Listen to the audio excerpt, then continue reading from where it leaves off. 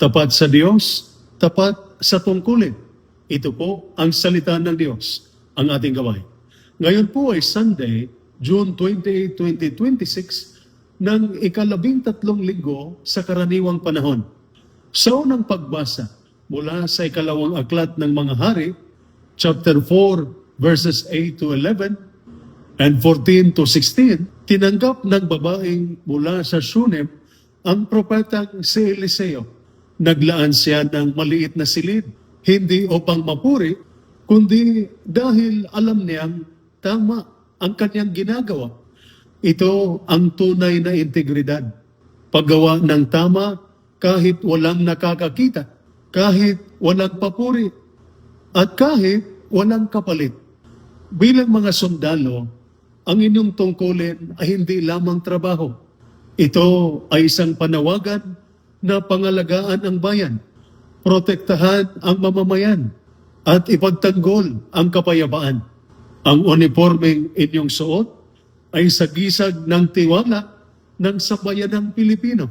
Sa ikalawang pagbasa mula sa sulat ni San Pablo sa mga taga-Roma, chapter 6, verses 3 to 4 and 8 to 11, sinabi ni San Pablo na sa binyag, namatay tayo sa dating pamumuhay upang mamuhay ng bago kay Kristo.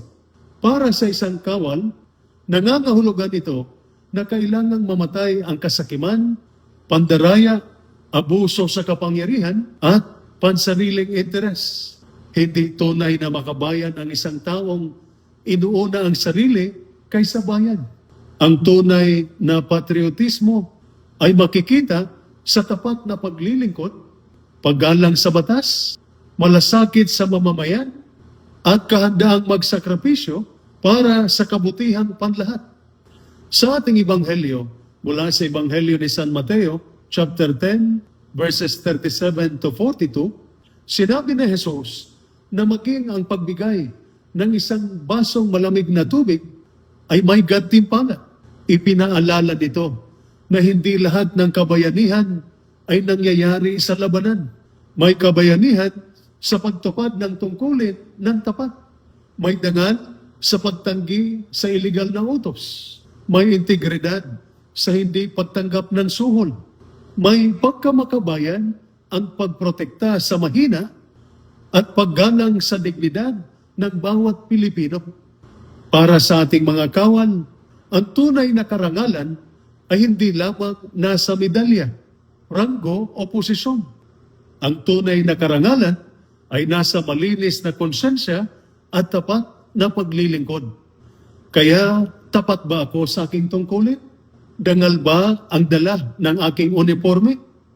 Ang aking paglilingkod ba ay para sa Diyos, bayan at kapwa?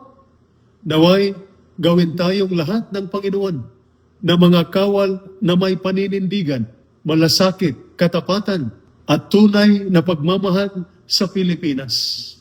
Ito po ang salita ng Diyos, ang ating gabay. Manalangin tayo. Panginoong Diyos, gawin mo kaming tapat sa tungkulin, marangal sa paglilingkod, makabayan sa pagkilos, at may integridad sa lahat ng oras sa pamamagitan ni Kristo na aming Panginoon. Amen.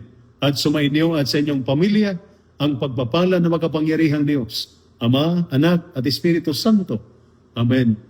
Santa Maria, Ina ng Diyos, ipanalangin mo kami. San Jose, ipanalangin mo kami. San Miguel Arcangel, ingatan mo kami. Amen.